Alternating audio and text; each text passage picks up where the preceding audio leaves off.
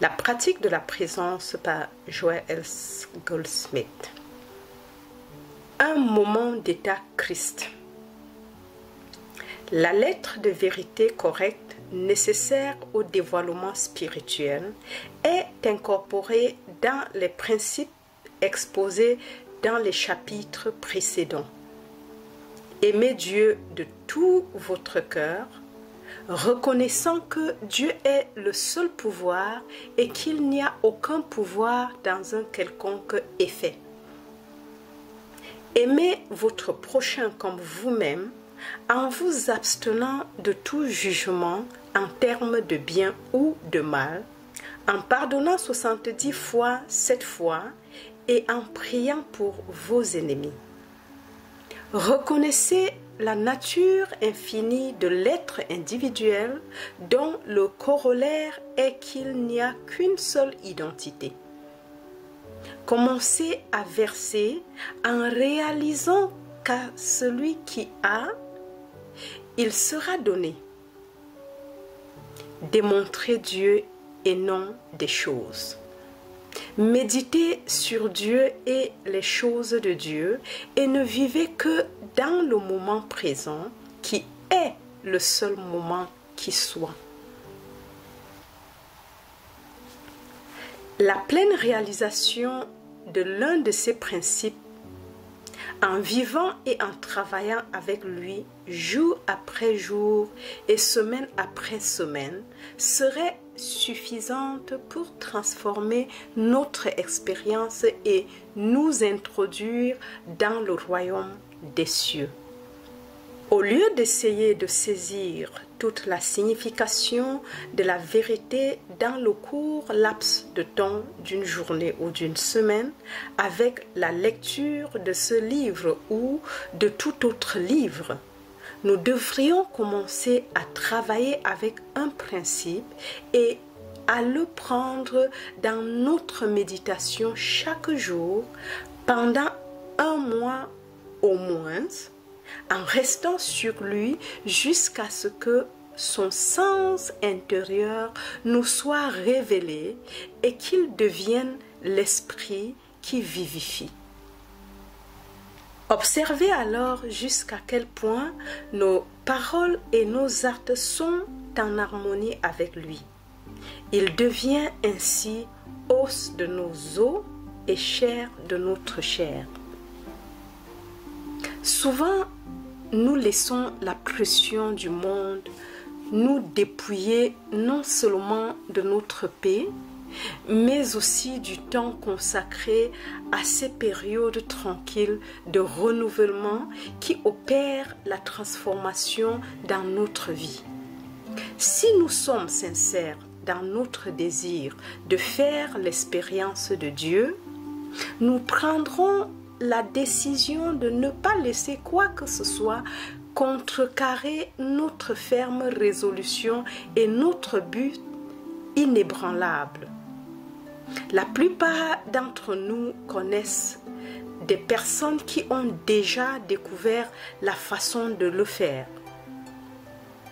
Ces personnes sont capables d'accomplir une énorme somme de travail sans jamais paraître pressées par le temps, mais en gardant toujours une douce tranquillité et une infaillible sérénité, même au milieu des circonstances les plus épuisantes. Elles entrent et sortent de la confusion et résistent à la pression extérieure avec un tranquille équilibre et un calme imperturbable. Quel est leur secret? Comment ont-elles développé cette aptitude? Il y a une pratique simple par laquelle il est possible d'acquérir une mesure considérable de cette paix si l'on persiste jour après jour. C'est de développer une conscience du moment présent, du jour d'aujourd'hui. Cet état s'acquiert en nous entraînant consciemment à ne vivre que dans cette minute, en reconnaissant tout d'abord que nous ne vivons pas de la manne d'hier, puisque nous ne vivons que de la manne qui tombe aujourd'hui, nous ne dépendons que de ce qui nous vient aujourd'hui et pas de quoi que ce soit qui est dû d'hier ou reporté du mois dernier. Nous ne perdons pas de temps à penser aux obligations passées que certaines personnes ont envers nous, ni aux blessures ou préjudices passés qu'elles ont pu nous causer. Notre responsabilité ne concerne que ce jour et ce moment présent. Répondons à cet instant même à toute demande qui nous est faite.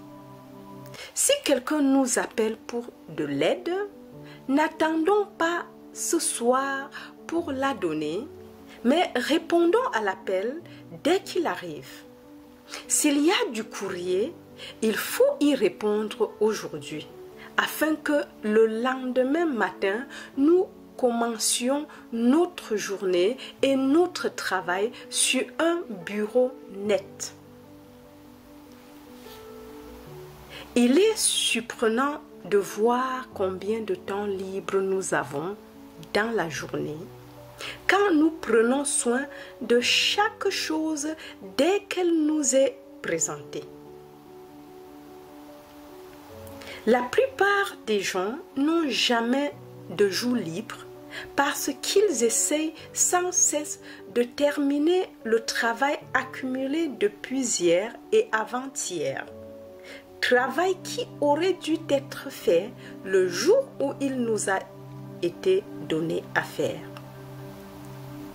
Cette pratique du moment présent développe une conscience qui n'est jamais pressée par l'extérieur, parce qu'il n'y a rien à faire excepté ce qui se présente à cette minute.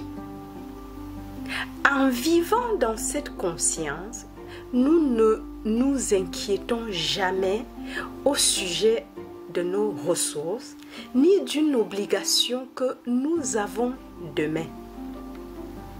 Il n'y a qu'aujourd'hui. Il n'y a que cette heure-ci aujourd'hui. Il n'y a que ce moment d'aujourd'hui. Alors se développe en nous. Ce n'est pas nous qui le faisons, mais cela, le Christ de notre être. Un sentiment de paix, un sentiment de calme, de sorte que nous entendons en nous les mots. De moi-même, je ne peux rien faire. C'est le Père en moi qui fait les œuvres. Je peux faire toutes choses par le Christ. Je vis, mais ce n'est pas moi, c'est Christ qui vit en moi. Quand Christ vit en moi, quand Christ vit ma vie pour moi, aucune demande ne s'adresse à moi. Chaque demande est une demande faite au Christ. Le Père en moi peut accomplir davantage en 12 secondes que nous en 12 heures. Acceptons d'être appelés pour que ce soit dans ce monde sans rancune, ni rébellion, ni le sentiment que c'est trop à faire pour nous ou qu'on exige trop de nous. C'est peut-être trop pour Jean, Marie ou Henri ou Ninel, mais ce n'est jamais trop pour le Christ.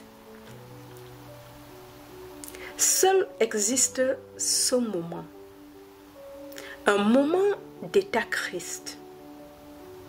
Nous ne pouvons pas vivre hier.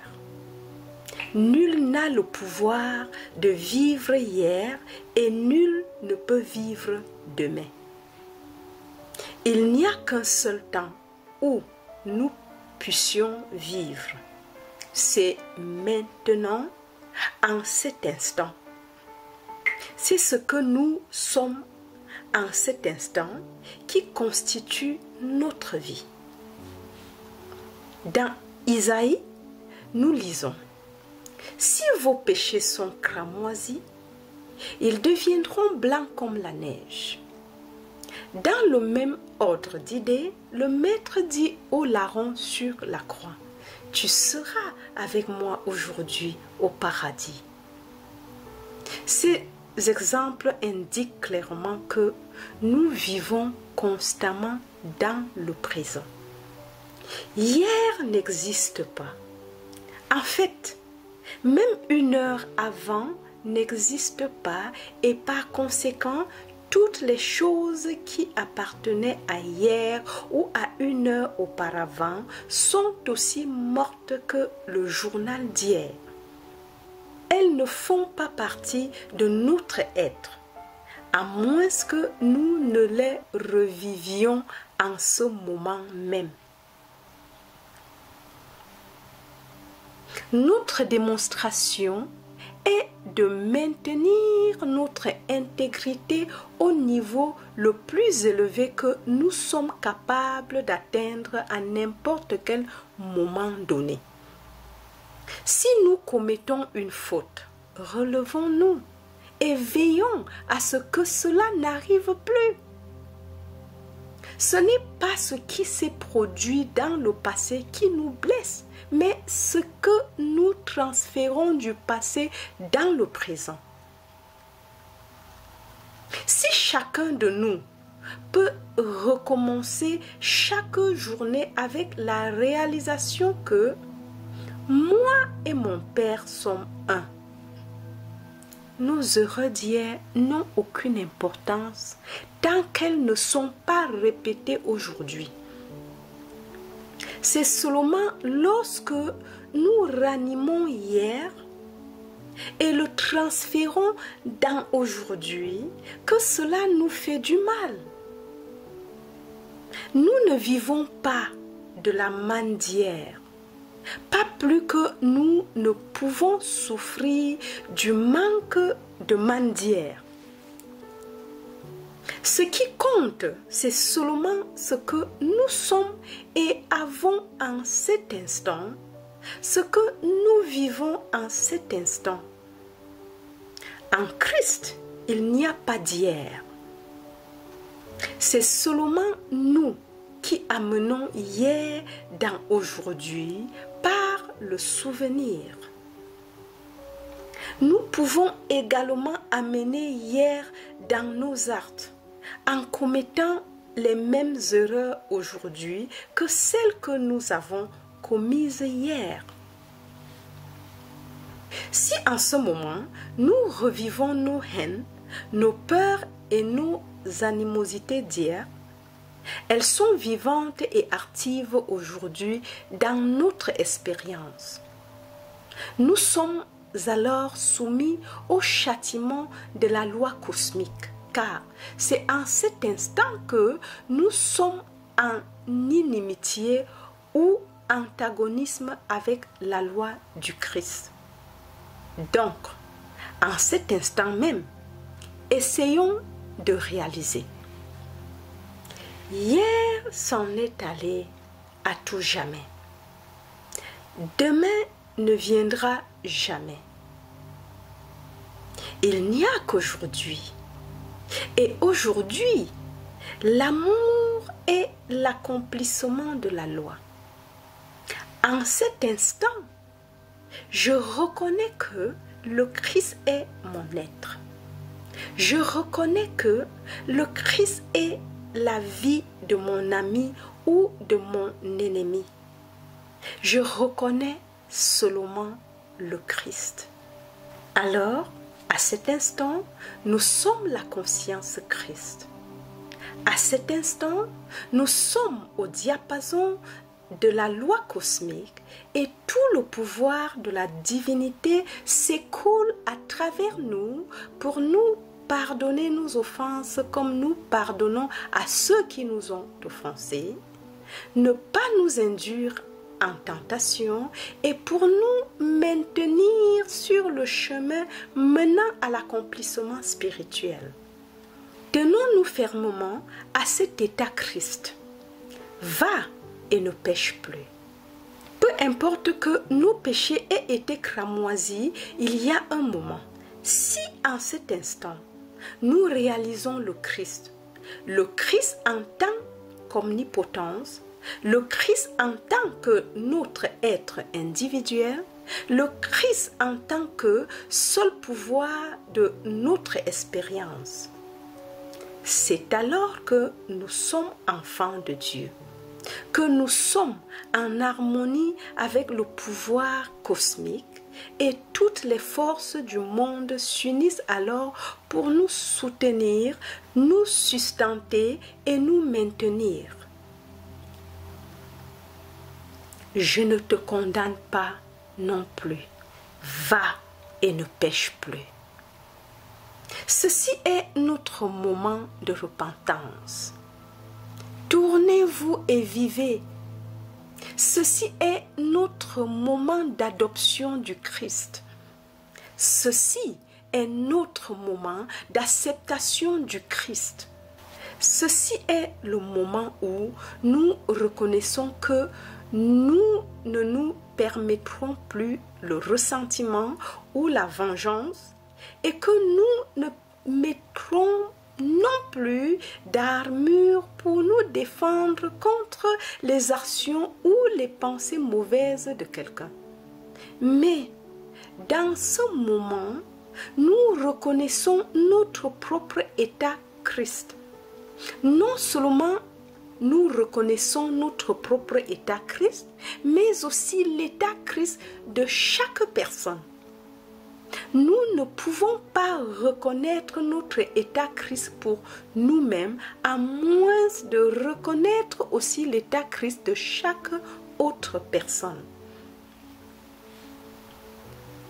Quand nous voyons l'état Christ dans cet univers, quand nous voyons apparaître le Christ sous la forme d'un être humain, d'un animal ou d'un végétal, alors tout le pouvoir du cosmos œuvre en nous.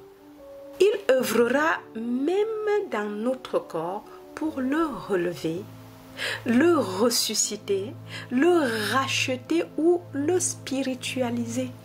De sorte que même ce corps devient le temple du Dieu vivant et pas simplement un corps charnel ou mortel. Ce corps charnel est traduit dans sa réalité spirituelle, mais seulement dans un moment d'état christique. Hier n'est plus, jadis s'en est allé. Que dire de nos animosités, nos jalousies et nos disputes? Dans des circonstances ordinaires, elles ne représentent que l'ignorance humaine.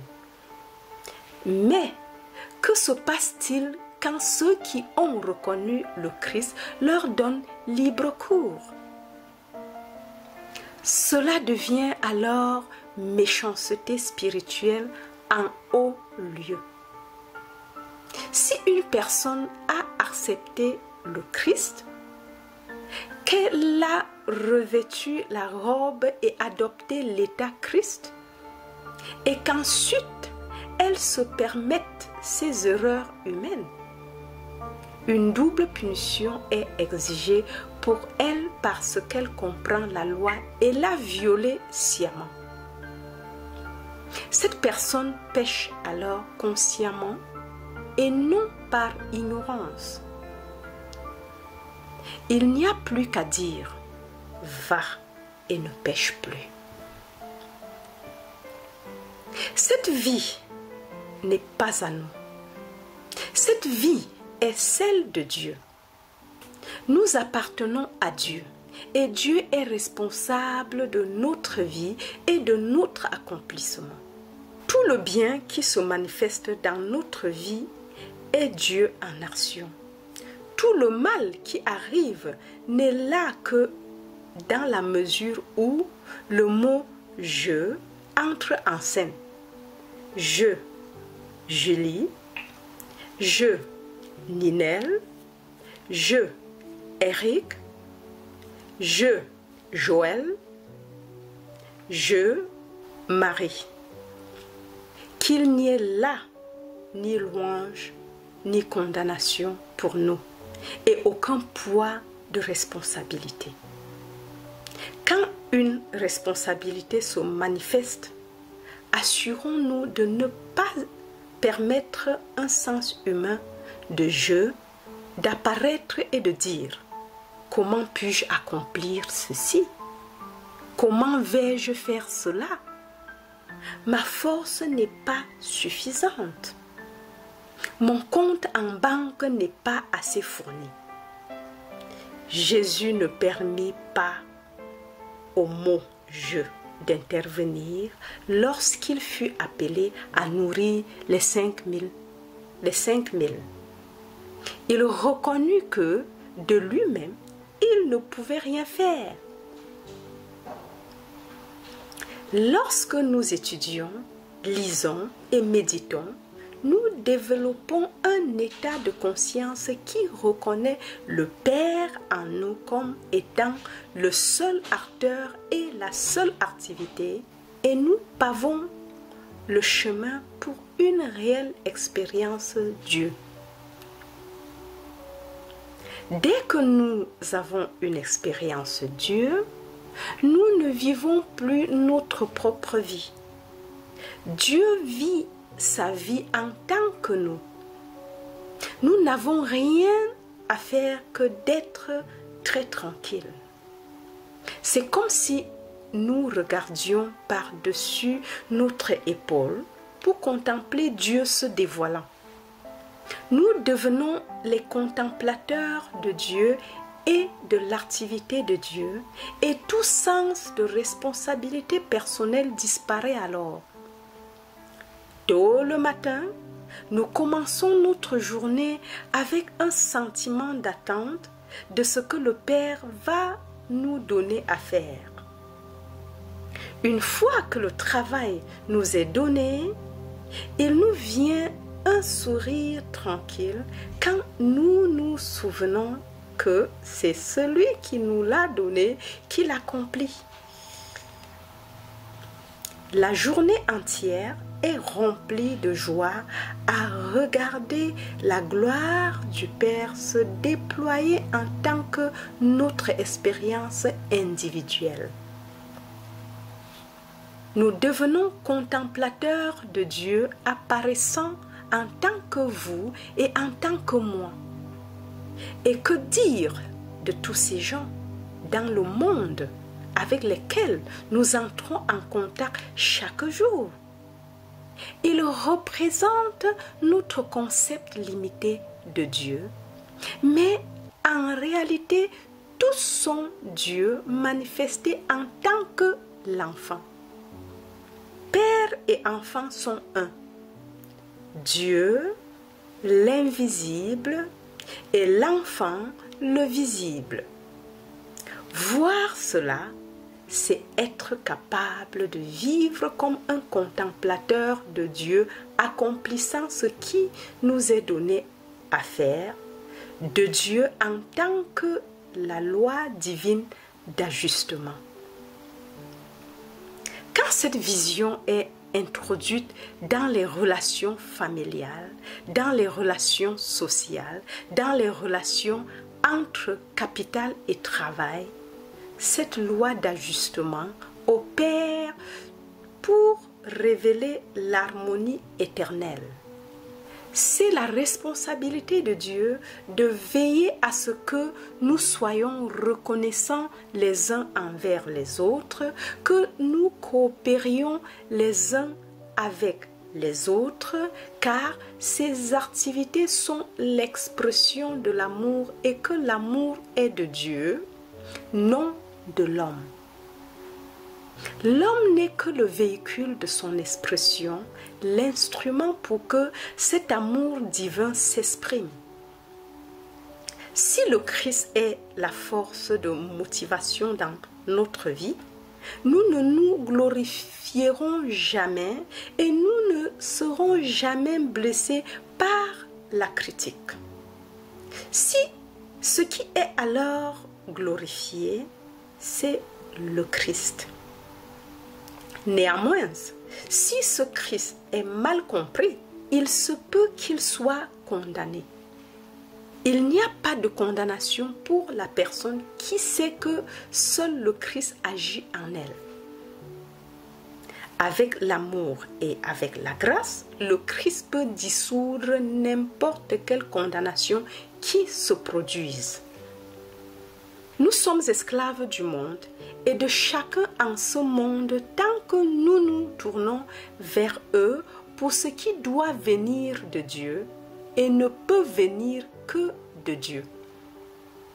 La peur et l'inquiétude quant à savoir si nous avons ou pas la compréhension ou la sagesse suffisante pour nous décharger de nos responsabilités se dissipent quand nous savons que ce n'est ni notre sagesse, ni notre compréhension, mais la sagesse, la compréhension, la justice et la générosité de Dieu qui nous gouvernent tous. Toute la question tourne autour de l'emploi et du sens des mots « je », « moi »,« mien », ma sagesse, ma force, ma compréhension, de votre appréciation et votre gratitude et du fait de savoir si nous nous sommes ou pas élevés assez haut pour réaliser. Je ne m'inquiète pas de savoir si quelqu'un est reconnaissant ou si quelqu'un est affectueux ou si quelqu'un est juste ou pas. Je renonce à tout cela. J'attends l'amour, la justice, la reconnaissance, la récompense et la compensation en Dieu et de Dieu. Dès que nous adoptons cette attitude, nous sommes libérés du monde. Le grand maître a dit: « Ma doctrine n'est pas à moi, mais à celui qui m'a envoyé. Si c'est moi qui rends témoignage de moi-même, mon témoignage n'est pas vrai. » L'enseignement entier est que Dieu seul peut accomplir, Dieu seul peut aimer, Dieu seul peut penser, Dieu seul peut guérir, nourrir et fournir tout. Dieu seul peut exprimer la sagesse et la joie. Nous pouvons faire toutes ces choses par Dieu. Mais sans Dieu, nous ne pouvons rien faire. Nous sommes les véhicules à travers lesquels et en tant que lesquels Dieu apparaît.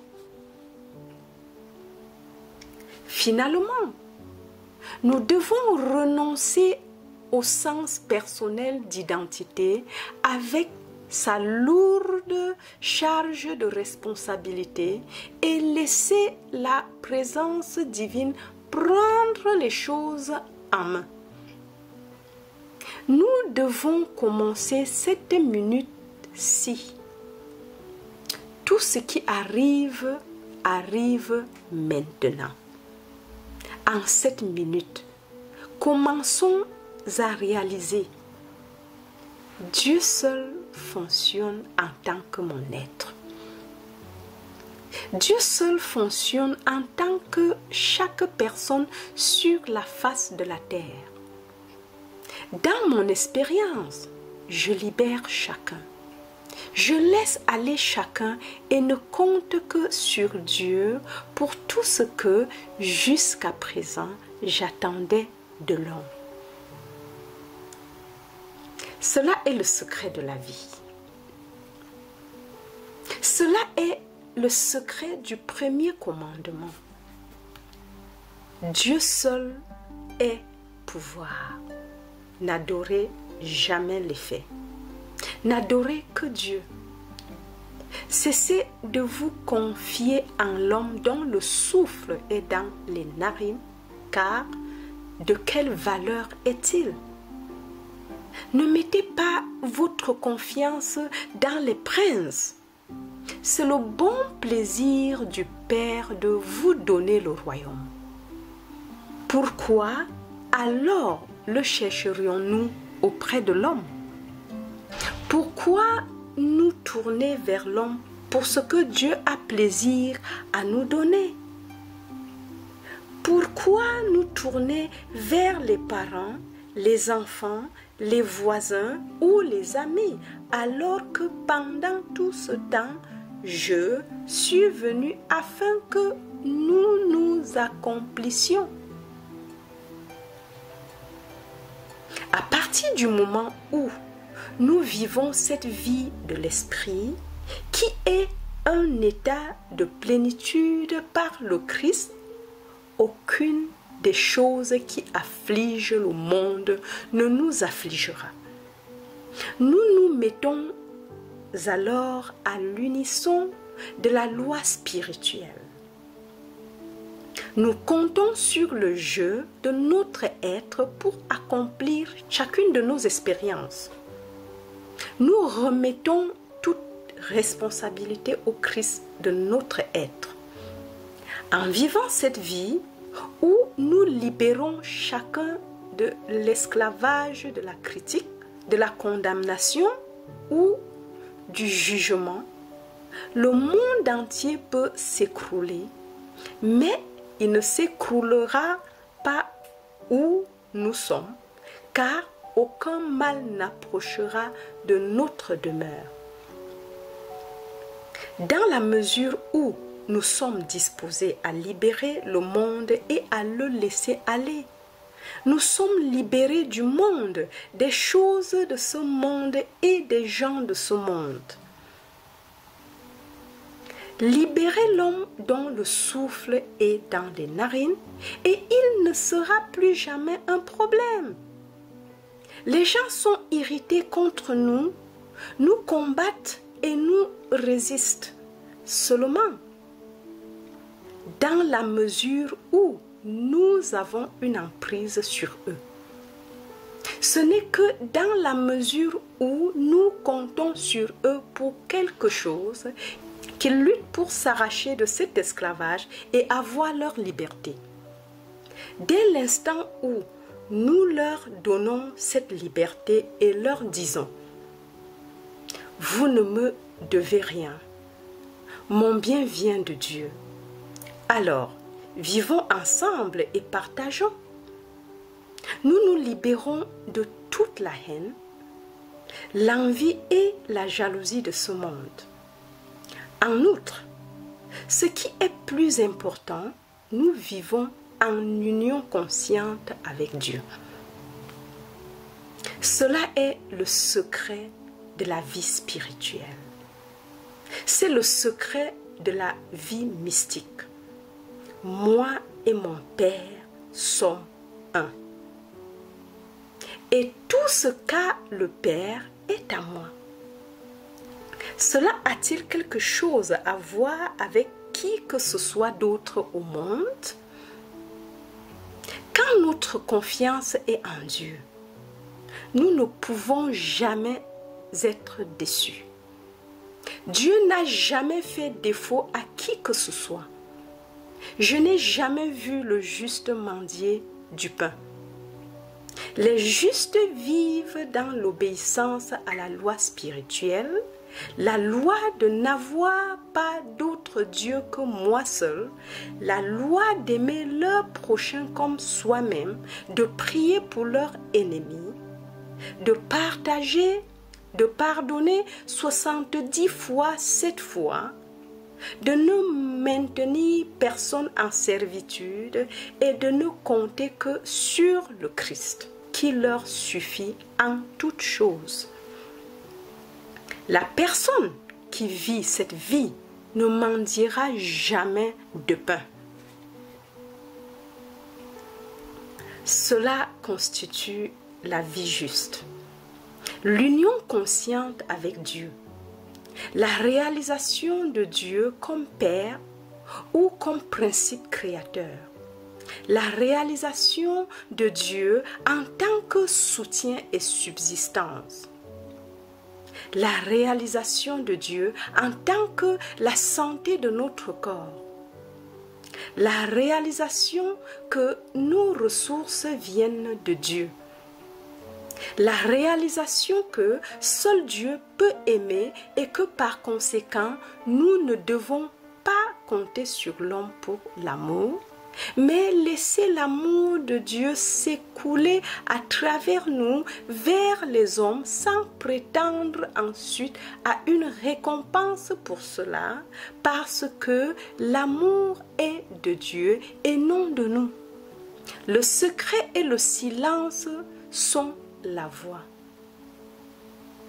Il y a en nous une source profonde de contentement, un vaste silence embrassant tout dans lequel nous nous détendons et par lequel tout bien nous apparaît. Cherchez l'atmosphère de la présence de Dieu et reposez-vous. Cherchez la conscience de sa présence. Dans la tranquillité et la confiance est notre force. Il nous mène près des eaux paisibles et dans le vert pâturage afin que nous puissions nous reposer de la lutte et de l'effort et contempler la gloire de Dieu qui se lève tout autour de nous. C'est la signification intérieure de la voix infinie. Avec cette compréhension, nous entrons dans le sanctuaire que n'atteignent jamais les bruits de ce monde et où ne pénètrent jamais les problèmes du monde. Où est ce sanctuaire? Il est dans les profondeurs même de notre propre conscience, dans les profondeurs même de notre propre âme, une fois que nous nous abstenons des querelles, des luttes et de toute inquiétude.